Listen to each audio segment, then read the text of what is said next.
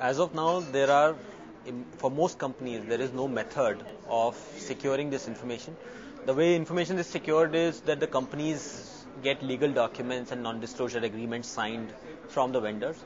And there might be, in some cases, periodic audits that happen on the vendor systems and people and processes and so on. There is no method that a large number of companies today are using for securing information which goes outside of the enterprise.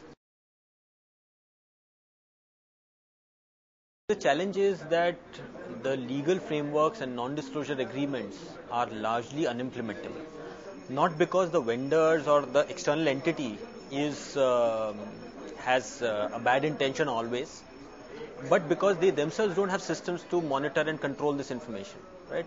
You receive information by way of emails and CDs and documents and various different systems, and there is no track, right, that is kept.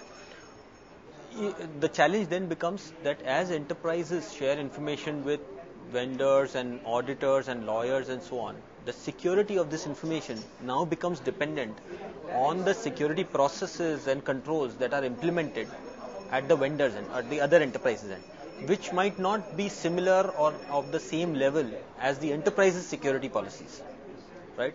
And therefore, the breach happens when the external entity fails to follow similar or equivalent security procedure. So, for example, a confidential board communication might reach a company secretary, and the company secretary might lose his laptop, right? Now, this is a case where the company secretary has not followed enough, or he might not have a disk encryption tool or whatever other security processes, and because of that, the enterprise has now lost its data.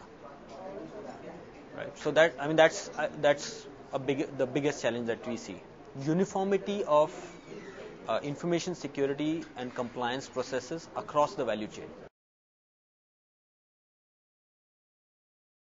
The methods that enterprises can adopt to make this secure is to make sure that whenever information is going outside of the enterprise, it still remains in control of the enterprise. The method to do that is implement systems like the one that Seclore provides, called information rights management systems, where whenever information is going outside, the control of the information is still retained by the enterprise. So what I mean by control is that the enterprise can control who can use it. So it can define people or entities or companies that can use this information. The enterprise can define what can happen to this information. Can it be read? Can it be edited? Can it be printed, deleted, and so on. The enterprise can define how long is this information available. So you can have self-destructing documents, self-destructing emails, which are only available for 3 days or whatever. And it can also be location control. So the enterprise can define that I want this information to be only available within the vendor's or within the lawyer's office and not anywhere else. Right? So the enterprise can control who, what, when, and where can this information be accessed. And therefore, if at any point of time the relationship changes, so for example, a vendor is not your vendor anymore, or the lawyer is not your lawyer anymore, and so on, the enterprise can press a button and that information can be retracted, or it can even be remotely destructed.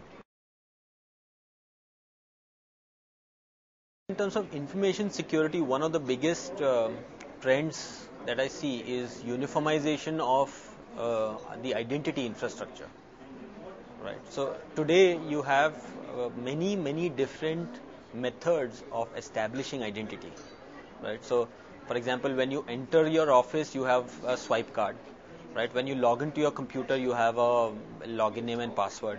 When you access your email, there is another login name and password. When you go to Hotmail, there is another login and password, and so on. So all of these are different methods of establishing identity. If you want to exchange a document with the government, then you need a physical, dongle or a digital signature, and so on. Right? And that different methods of establishing identity is today the biggest challenge and one of the biggest opportunities in this market. The future that I see is a uniform method of establishing identity for entities like individuals and companies and so on. So you have one identity which gets associated with different systems and different companies. It's almost look at it like your bank account, right? So if you're working with one company, that bank account becomes the salary account for one company, and then when you change jobs, that same account becomes a salary account of another company, and you can otherwise use it, and then that becomes a single identity into which different people are feeding in. The way I see identity infrastructures evolving is similar to that bank account, where you have one identity which gets associated with the enterprise's identity system whenever you are working for the enterprise, and gets dissociated whenever you leave the enterprise. Right? So that is one of the biggest challenges and opportunities that I see, and this is something which is likely to get taken up in a big way in this forthcoming year. So that is one. The second thing is all the challenges of security which come with virtualization. Right. So virtualization, it is great for a lot of things, but it has its own security challenges, and a lot of normal tenets of security will need to be relooked at in the context of virtualization of all kinds. Desktop virtualization, application, server, whichever virtualization technology you look at.